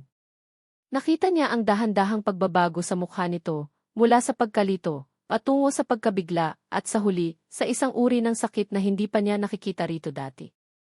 Isang ganap at lubos na pagkawasak. Napaatras si Liam na parabang sinuntok. Napailing ito, hindi makapaniwala. Ano? Inulit ni Ara ang mga salita. Bawat isa ay isang patalim na itinarak-tarak niya, hindi lang sa puso ni Liam, kundi pati na rin sa sarili niya. Ang boses niya ay basag, isang hikbi na puno ng lahat ng sakit na kinimkim niya. Nagdadalang tao ako noon, Liam. Nagdadalang tao ako noon, Liam. Ang mga salita ay hindi pumasok sa utak ni Liam. Dumaan lang ito sa kanyang tainga, walang kahulugan, isang koleksyon ng mga tunog na hindi kayang iproseso ng kanyang isipan. Ngunit ang mukha ni Ara. Ang mukha nitong basang-basa ng ulan at luha, ang mga matang puno ng sakit na umaapaw, iyon ang naghatid ng mensahe. Iyon ang nagpabagsak sa lahat ng pader sa loob niya. Nakita niya itong tumalikod. Naglakad ito palayo, isang malungkot na figura na dahan-dahang nilalamon ng dilim at ng walang tigil na ulan. At siya, si Liam Vince Costello, ang lalaking kayang kontrolin ang isang multibilyong pisong korporasyon, ay hindi makagalaw. Nakatayo lang siya roon, ang payong ay nalaglag na sa kanyang kamay, ang damit ay basang-basa, ang buong katawan ay naninigas. Anak natin. Ang dalawang salitang iyon ay parang isang dayuhang lengguwahe. Sinubukan ng isip niyang tanggihan ito. Isang kasinungalingan. Isang paraan para saktan siya. Ngunit alam niya. Sa kaibuturan ng kanyang kaluluwa, alam niyang nagsasabi ito ng totoo. Ang bigat ng katotohanan iyon ay parang isang higanting kamay na pumipiga sa kanyang puso, sa kanyang baga, hanggang sa hindi na siya makahinga. Nawala. May nawala sa kanya na hindi man lang niya alam na mayroon siya. Hindi niya alam kung gaano siya katagal nakatayo roon. Ang tanging nagpabalik sa kanya sa wisyo ay ang lamig na tumatagos na sa kanyang mga buto. Dahan-dahan, pinulot niya ang payong. Naglakad siya pabalik sa kanyang kotse. Ang bawat hakbang ay parang paghakbang sa putik. Pagpasok niya sa sasakyan, hindi niya ito agad pinaandar. Ipinatong niya ang kanyang mga braso sa manibela at isinubsob ang kanyang noo dito. Ang imahe ni Ara, hindi ang Ara sa lounge, hindi ang Ara sa opisina ni Roldan, kundi ang Ara sa kanilang peking tahanan, nakangiti habang nagluluto ng sinigang, ay sumilay sa kanyang isipan. Ang babaeng puno ng pangarap. Ang babaeng nagdadalang tao sa anak nila. Ang babaeng iniwan niya sa pamamagitan ng isang text message at isang tseke. Isang ungol na puno ng sakit ang kumawala sa kanyang lalamunan. Hinampas niya ang manibela, 1 beses, 2 beses, 3 beses. Ang sakit sa kanyang mga kamay ay walang-wala kumpara sa apoy na lumalamon sa kanyang dibdib. Pagsisisi. Ito pala ang itsura nito. Ito pala ang pakiramdam. Isang walang katapusang bangin na walang sahig. Lahat ng kanyang ginawa, lahat ng kanyang mga solusyon, ay biglang naging isang malaking katatawanan. Ang pag-aalok niya ng pera. Ang pagbili niya sa shares ng lounge. Ang pag-aakalang kaya niyang tiayusin ang buhay nito. Napakayabang niya. Napakatanga. Habang siya ay abala sa pag-iisip kung paano ayusin ang mga problema gamit ang kanyang pera at kapangyarihan, ang dinadala pala ni Ara ay isang sugat na hindi kayang pagalingin ng kahit anong yaman sa mundo. Isang anak. Ang kanilang anak. Bumalik siya sa kanyang penthouse, ang bawat sulok ay sumisigaw ng alaala ni Ara. Ang kusina kung saan ito nagluto. Ang sala kung saan sila nanood ng mga lumang pelikula. Ang balkonahe kung saan sila nag-usap hanggang madaling araw, nalilimutan na ang kanilang kasunduan ay isang kasinungalingan. Pumasok siya sa kwarto na dating para kay Ara. Hindi niya ito ipinagalaw mula nang umalis ito. Ang lahat ay nasa ayos pa rin. Lumapit siya sa aparador at binuksan ito. Wala nang laman. Ngunit sa sahig, sa pinakasulok, may isang maliit na bagay na naiwan. Isang maliit na kahon. Nanginginig ang mga kamay niya nang pulutin niya ito. Binuksan niya. Sa loob, may isang pares ng maliliit na medyas ng sanggol. Puti. Simple. Ang hangin sa kanyang baga ay tila naubos. Ang mga medyas na iyon. Ang mga maliliit na medyas na iyon ang naging katibayan. Isang simbolo ng lahat ng nawala. Doon, sa gitna ng katahimikan ng kanyang malaki at malamig na penthouse, sa harap ng isang pares ng medyas ng sanggol, si Liam Vince Costello ay tuluyang gumuho. Napaluhod siya, ang katawan ay nanginginig sa mga hikbi na hindi niya mapigilan. Umiyak siya. Hindi para sa sarili niya. Umiyak siya para sa babaeng sinaktan niya. Umiyak siya para sa anak na hindi man lang niya nalaman na nabuhay. Umiyak siya para sa buhay na sana ay naging kanila. Ang pag-iyak na iyon ay isang paglilinis. Hinugasan nito ang lahat ng kanyang pagmamataas, lahat ng kanyang kayabangan, lahat ng kanyang mga maling akala. Nang tumigil siya sa pag-iyak, wala nang natira kundi ang bigat ng katotohanan at isang bagong tuklas na kalinawan. Alam na niya ang kailangan niyang gawin. Kinuha niya ang kanyang cellphone. Idinyal niya ang numero ng kanyang ama. Hindi na siya natatakot. Wala nang halaga ang negosyo, ang kasunduan, ang banta ng kanyang ama. Dad, sabi niya nang sumagot ito, ang boses niya ay kalmado, ngunit may bakal na determinasyon na hindi pa naririnig ng kanyang ama dati. Liam, nasaan ka? Nag-aalala na kami ni Katrina. Ang ginawa mo kanina. It's over with the Sandovals, putol niya rito. Wala nang kasal. At kung susubukan mong gamitin ulit si Mama laban sa akin, ako mismo ang magsasabi sa kanya ng lahat ng ginawa mo. Isang sandaling katahimikan sa kabilang linya. Are you threatening me, son? No, sagot ni Liam. I'm making you promise. Tapos na ang pagiging sunod-sunuran ko. Simula ngayon, ako na ang magdedesisyon para sa buhay ko. This will destroy everything we've built. Ang Sandoval Corp. Don't care about the consequences, Maring sabi ni Liam. May mga bagay na mas importante kaysa sa negosyo.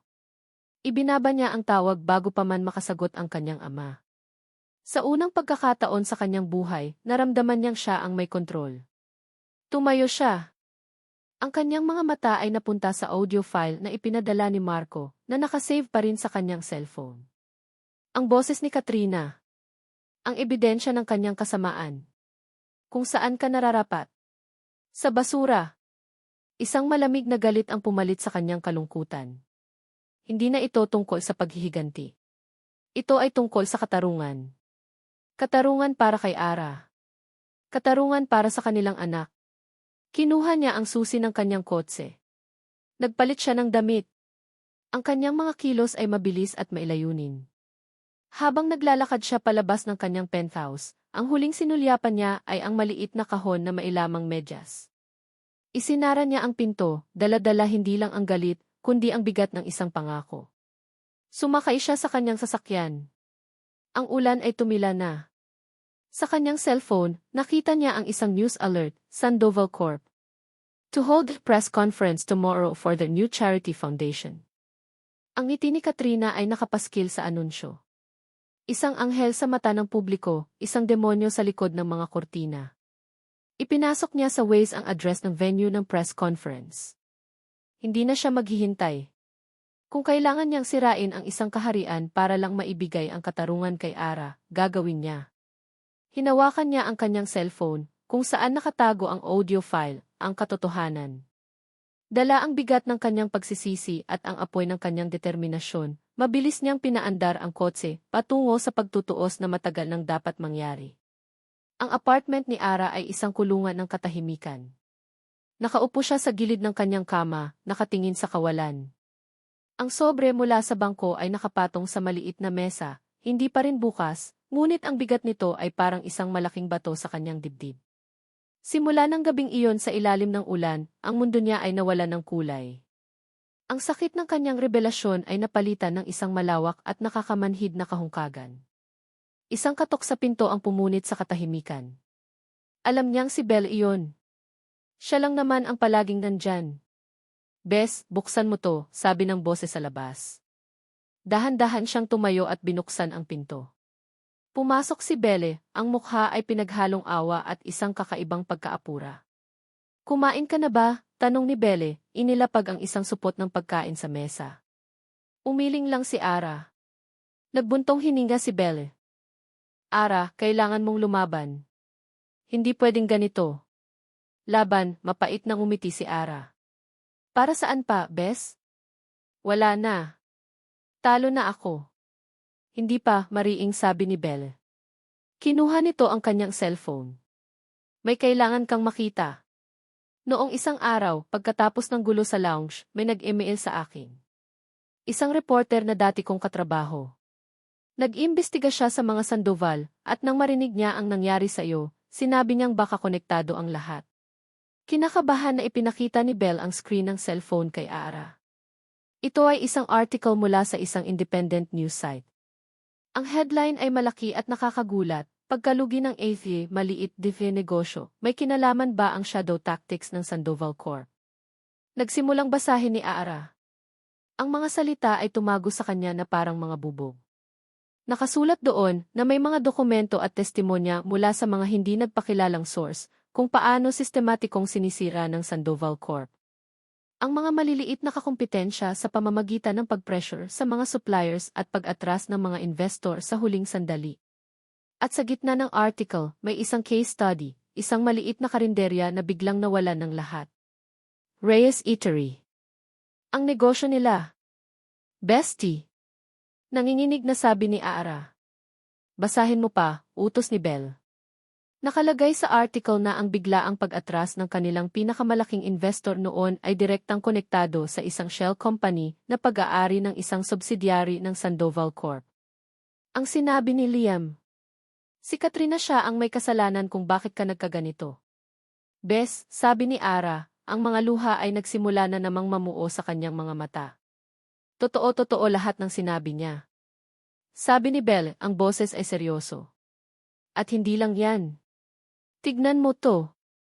Ininavigate ni Belle ang cellphone sa isang live stream. Isang press conference.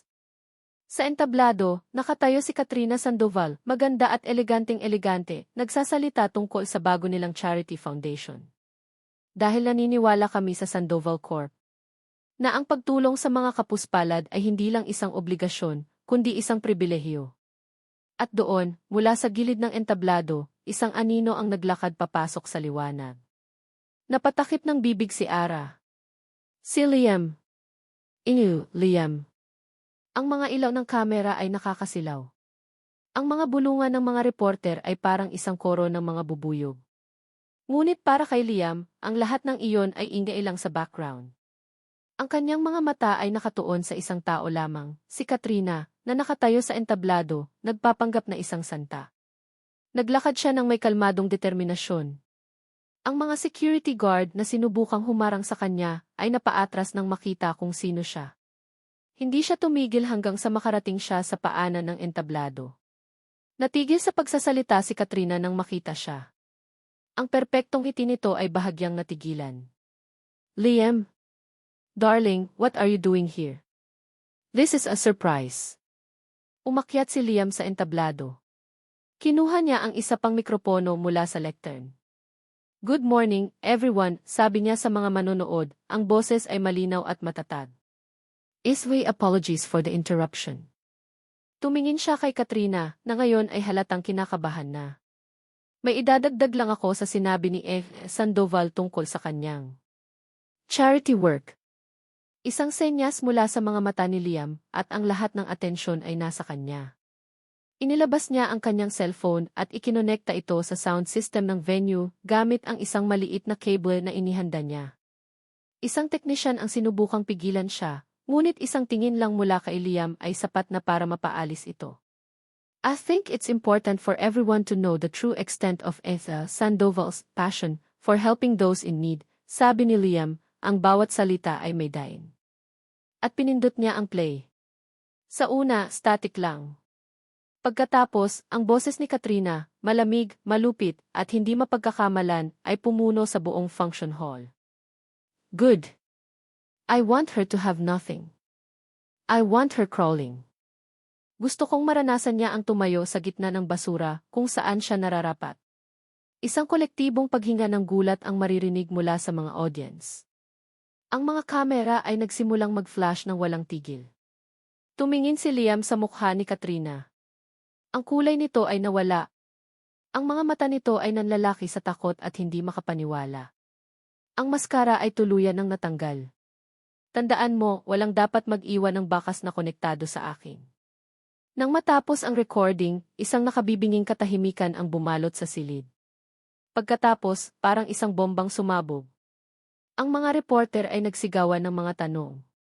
Ang mga kamera ay parang mga machine gun na nagpapaputok ng flash.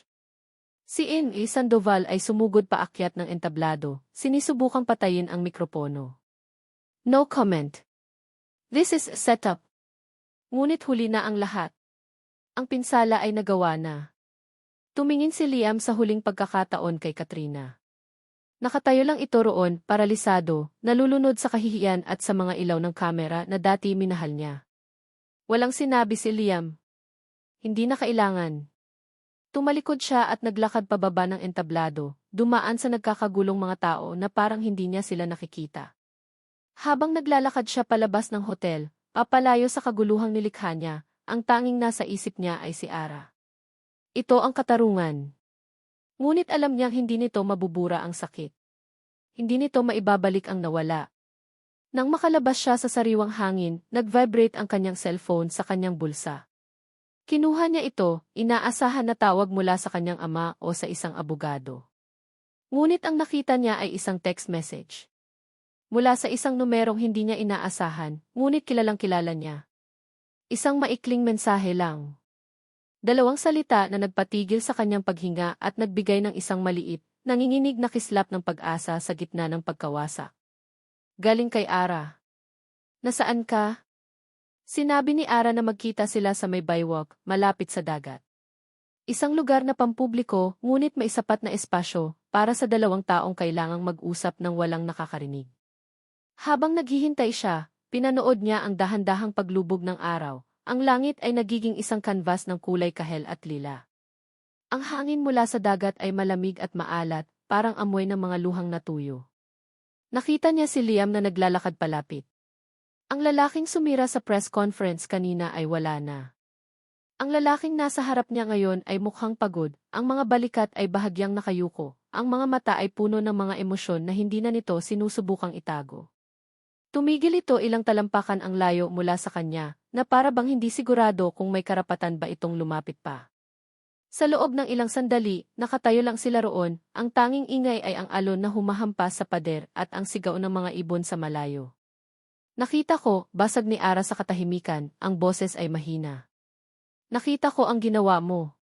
Tumango si Liam. She deserved it, you deserve justice. Hindi na yon ang mahalaga sa akin, sagot ni Ara, at sa unang pagkakataon, tumingin siya diretso sa mga mata nito. Wala na ang galit. Ang natira ay isang malawak, malalim na kalungkutan. Liam, totoo ba? Lahat ng iyon, siya ang may gawa? Tumango muli si Liam. At nagsimula siyang magsalita. Hindi na siya nagtago sa likod ng kanyang kapangyarihan o pera. Ang boses niya ay walang bahid ng pagmamataas, tanging ang bigat ng katotohanan. Ikinuwento niya ang lahat. Ang pressure mula sa kanyang ama. Ang sakit sa puso ng kanyang ina na ginamit bilang sandata laban sa kanya. Ang plano niyang gamitin ang kanilang peking kasal para lang takasan ang isang mas malaking responsibilidad. Naging duwag ako, aamin niya, ang boses ay nanginginig. Naging makasarili ako. Inisip ko na kung tatapusin ko lang ang lahat ng mabilis, kung bibigyan kita ng pera, makakaalis ako ng walang problema. Hindi ko inisip ang mararamdaman mo. Hindi ko inisip na sa pag-iwan ko sa'yo, iniiwan pala kita sa gitna ng isang digmaan na ako mismo ang nagsimula. Hindi siya sumasagot. Nakikinig lang siya. Bawat salita ni Liam ay isang piraso ng puzzle na bumubuo sa larawan ng kanilang nakaraan. Hindi nito binabawasan ang sakit, ngunit binibigyan nito ng pangalan, ng dahilan. Hindi ko ito sinasabi para humingi ng tawad sa'yo, Ara, patuloy ni Liam, ang mga mata ay nagsimulang mamasa. Dahil alam kong walang kapatawaran ang ginawa ko. Sinasabi ko ito dahil kailangan mong malaman. Dahil utang ko sa'yo ang katotohanan. Huminga siya ng malalim. At tungkol sa sinabi mo kagabi. Halos hindi niya masabi ang mga salita. Maniniwala ka ba kung sasabihin kong wala akong alam? Na kung nalaman ko lang, hinding-hindi kita iiwan? Tumingin si Ara sa dagat. Ang araw ay halos lubog na. Hindi ko alam, Liam. Hindi ko na alam kung ano ang paniniwalaan. I'm so sorry, Ara, sabi ni Liam, ang boses ay basag na. Isang butil ng luha ang pumatak mula sa kanyang mga mata, isang bagay na hindi inakala ni Ara na makikita niya kailanman. I'm sorry for everything. I'm sorry for our baby. Ang mga salitang iyon, our baby, ang tuluyang nagpabagsak sa pader na itinayo ni Ara. Ang sakit na matagal na niyang dinadala ng mag-isa ay biglang bumuhos. Napaupo siya sa isang bangko at doon, sa harap ng lalaking parehong dahilan ng kanyang kaligayahan at kasawian, umiyak siya. Umiyak siya para sa pangarap na nawala. Para sa maliit na buhay na hindi nabigyan ng pagkakataon. Para sa 3 taon ng pag-iisa at paghihirap. Umupo si Liam sa tabi niya, hindi nagsasalita, hindi gumagalaw. Hinayaan lang niya itong umiyak. Nang sa wakas ay humina na ang kanyang mga hikbi, nagsalita siya, ang boses ay paos. Babae sana siya, bulong niya. May pangalan na ako. Angela. Nakita niya ang paglunok ni Liam, ang sakit sa mukha nito ay hindi maikakaila. Angela, ulit nito na parang isang panalangin. It's a beautiful name. Sa mga sandaling iyon, hindi sila si Sihi Costello at ang dating empleyado. Sila ay 2 taong nagluluksa para sa isang bagay na pareho nilang nawala. Ang kanilang mga sugat, na matagal nang nakabukas, ay sa wakas ay nakalantad sa isa't isa. Nang tuluyan ng kumalma si Ara, pinunasan niya ang kanyang mga luha. Mayroon ng isang klase ng kapayapaan sa kanyang puso. Hindi ito kaligayahan, ngunit isang pagtanggap. Umuwi na tayo, sabi niya. Naglakad sila pabalik sa parking lot, ang distansya sa pagitan nila ay puno ng hindi sinasabing mga salita. Bago siya pumasok sa taxi, humarap siya kay Liam. Salamat, sabi niya. Salamat sa pagsasabi ng totoo. Ara, please let me fix this, pagmamakaawa ni Liam. Ang bahay ninyo, ang pagpapagamot ng nanay mo ako na ang bahala.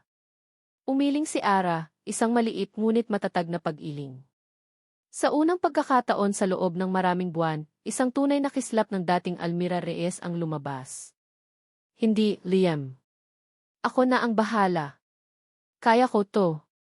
Tumingin siya sa mga mata nito at ang kanyang boses ay naging mas matatag. Bigyan mo ako ng panahon, Liam. Naintindihan ni Liam ang ibig niyang sabihin. Hindi ito isang pagtanggi. Ngunit hindi rin ito isang pagtanggap.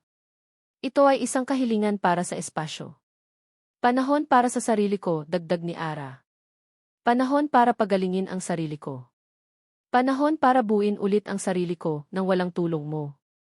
Nakita niya ang sakit sa mga mata ni Liam, ngunit kasabay niyon ay isang bagong emosyon, paggalang. Dahan-dahan itong tumango. Maghihintay ako, sabi nito. Kahit gaano katagal. Maghihintay ako. Pumasok si Ara sa taxi at hindi na lumingon pa. Habang papalayo ang sasakyan, alam niyang ang pag-uusap na iyon ang simula ng pagtatahi sa kanilang mga sugat. Ang proseso ay magiging mahaba at masakit. Ngunit sa unang pagkakataon sa loob ng 3 taon, naramdaman niya na posible ang paghilom. 6 na buwan. Sa loob ng 6 na buwan, ang mundo ni Ara ay dahan-dahang nagkaroon muli ng kulay. Ang mga araw niya ay hindi na puno ng amoy ng alak at peking ngiti, kundi ng amoy ng bagong lutong tinapay at ng matamis na icing. Gamit ang maliit na perang naipon niya at ang tulong ni Belle, nagsimula siya ng isang maliit na online backshop mula sa kusina ng kanilang bahay, na sa huli ay hindi na binawi ng bangko matapos ang isang anonymous donation, na alam naman ni Ara kung kanino galing. Hindi siya nagreklamo.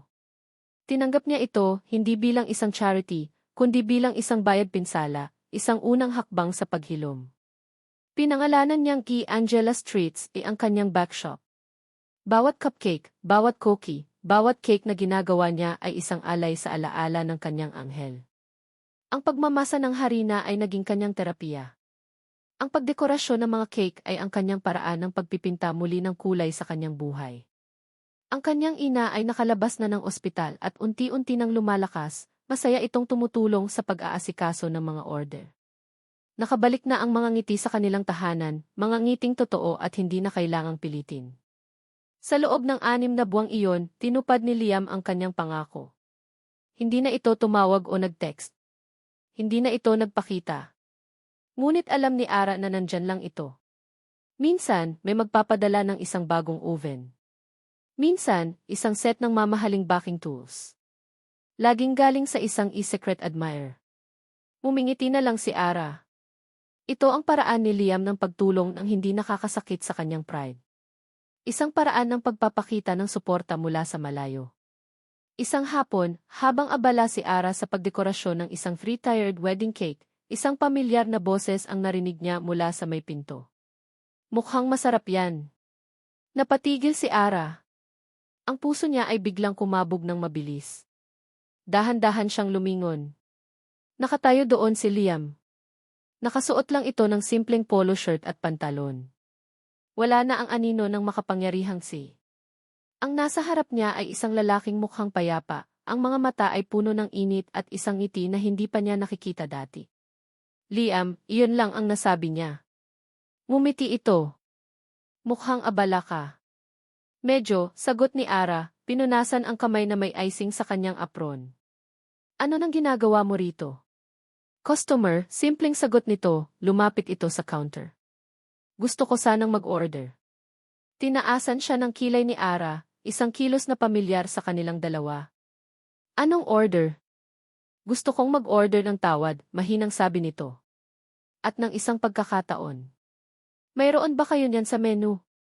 Natigilan si Ara. Ang hangin sa pagitan nila ay napuno ng 6 na buwan ng paghihintay at ng 3 taon ng kasaysayan. Liam D. Ara, sabi nito, ang boses ay seryoso na ngayon. Sa loob ng 6 na buwan, ginawa ko ang lahat para ayusin ang sarili ko. Hinarap ko ang ama ko. Inayos ko ang gulo sa kumpanya. Pero higit sa lahat, natutunan kong magpatawad sa sarili ko. At natutunan kong intindihin kung ano talaga ang pag-ibig. Humakbang ito palapit hanggang sa wala ng counter sa pagitan nila. Ang pag-ibig ay hindi pagbili ng kalayaan. Hindi ito pag-aayos ng problema ng iba. Ito ay paggalang. Ito ay pagtitiwala. Ito ay pagiging kasama sa hirap at ginhawa, hindi bilang isang tagapagligtas, kundi bilang isang karamay. Ang mga mata nito ay nakatitig sa kanya, puno ng sinseridad. Hindi ko na maibabalik ang nakaraan, Ara. Hinding-hindi ko na mapupunasan ang sakit na naidulot ko. Pero kaya kong mangako ng isang bukas na puno ng paggalang at katapatan. Isang bukas kung saan hindi na kita susubukang iligtas, kundi sasamahan kitang harapin ang anumang pagsubok. Naramdaman ni Ara ang pag-init ng kanyang mga mata. Miss, sabi ni Liam na para bang isang totoong customer. Pwede bang mag-order ng habang buhay na kasama ka? Hindi sumagot si Ara. Sa halip, kumuha siya ng isang maliit na cupcake mula sa display, isang red velvet cupcake na may cream cheese frosting. Gamit ang isang maliit na piping bag, may isinulat siya sa ibabaw nito. Iniabot niya ito kay Liam. Kinuha ni Liam ang cupcake. Ang nakasulat sa ibabaw, sa kulay pulang icing, ay isang simpleng salita. Isang malawak na ngiti ang sumilay sa mga labi ni Liam, isang ngiting nagpaliwanag sa buong mukha nito. Isang ngiti na sa wakas ay umabot sa kanyang mga mata. Hindi ito lumuhod. Hindi ito naglabas ng isang mamahaling singsing. Sa halip, kumuha ito ng isang kutsara, hinati ang cupcake, at isinubo ang isang piraso kay Ara. Pagkatapos, isinubo niya ang natira. Sabay nilang ninamnam ang tamis niyon, isang pangako na mas matibay kaysa sa kahit anong diamante. Dahan-dahan, inilapit ni Liam ang kanyang mukha sa kanya. Ang kanilang mga labi ay nagdampi, isang halik na malayo sa mga pilit at desperadong halik ng nakaraan. Ito ay malambot, mabagal, puno ng pangako, pagpapatawad, at ng isang pag-ibig na sinubok ng panahon, na sugatan, ngunit sa huli ay naghilom at naging mas matatag. Habang nakayakap sila sa gitna ng maliit na bakeshop, alam ni Ara na hindi ito ang katapusan ng kanilang kwento. Ito ang kanilang pangalawang simula. At dito nagtatapos ang kwento ni Ara at Liam. Isang kwentong sinubok ng panahon, winasak ng mga kasinungalingan, ngunit muling binuo ng pagpapatawad at ng isang pag-ibig na natutong maghintay. Maraming salamat sa inyong walang sawang pagsubaybay at pakikinig. Ang bawat kabanata ng buhay ni Ara at Liam ay isinulat ko ng may pag-asa na sana'y mayroong isang bahagi ng kanilang paglalakbay na nakapulutan ninyo ng aral at inspirasyon. Habang isinusulat ko ang kanilang kwento, naramdaman ko ang kanilang sakit, ang kanilang galit, at higit sa lahat, ang kanilang pag-asang balang araw, ang mga sugat ay maghihilom din. Ang kwentong ito ay isang paalala na ang pag-ibig ay hindi laging perpekto. Minsan, ito'y magulo, masakit, at puno ng mga pagkakamali. Ngunit ito rin ay isang paalala na ang tunay na pag-ibig ay may kakayahang magpatawad. Na ang pagpapatawad, lalo na sa ating mga sarili, ang unang hakbang tungo sa paghilom. At higit sa lahat, na laging mayroong pangalawang pagkakataon. Isang pagkakataon na magmahal muli, hindi para buuin ang isang taong wasak, kundi para maging karamay sa pagbuo ng isang mas matatag na kinabukasan. Sana'y nagustuhan ninyo ang kwento ng kanilang pag-ibig. Nais kong marinig ang inyong mga saloobin. Aling bahagi ng kwento ang pinakatumatak sa inyo? Anong aral ang inyong natutunan? Huwag po kayong mag-atubiling i-share ang inyong mga komento sa ibaba. Ang inyong bawat mensahe ay mahalaga at nagsisilbing inspirasyon sa akin. Muli, mula sa kaibuturan ng aking puso, maraming salamat. Hanggang sa ating susunod na kwento.